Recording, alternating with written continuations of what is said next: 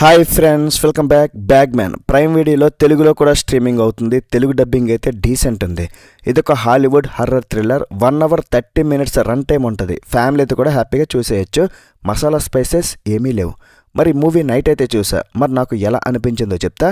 చాలామంది కామెంట్స్ చేస్తున్నారు, అన్న మూవీస్ ఎక్కడ చూడాలి, ఎలా డౌన్లోడ్ చేయాలి, ఫ్రీగా నువ్వు ఎలా చూస్తున్నావు అని అడుగుతున్నారు.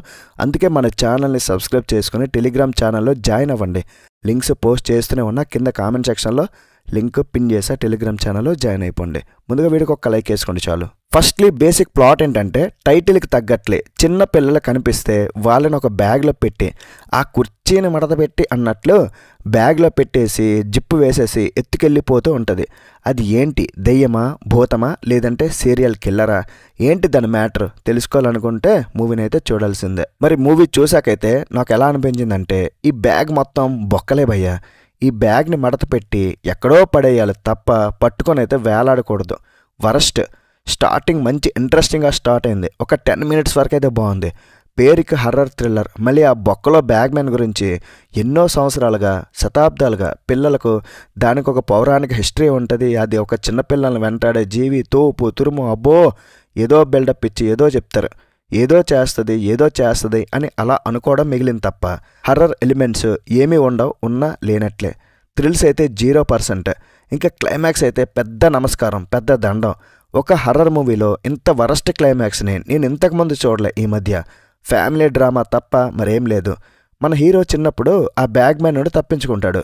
వీడికి పెళ్ళి అవుద్ది. పెళ్ళయ్యాక ఆ బ్యాగ్మ్యాన్ మళ్ళీ వీడికి పిల్ల ఉంటారు కదా, వాళ్ళ వెంట పడుతూ ఉంటాడు. ఏం పీకడ్లండి, కంగారు పడొద్దు. అటు తిప్పి ఇటు తిప్పి ఫారెస్ట్లోకి వెళ్ళడం, నడవడం, పరిగెత్తడం, కొండ మధ్యలో ఒక గుహ చూపించడం, ఇదే సోది లాస్ట్ వరకు.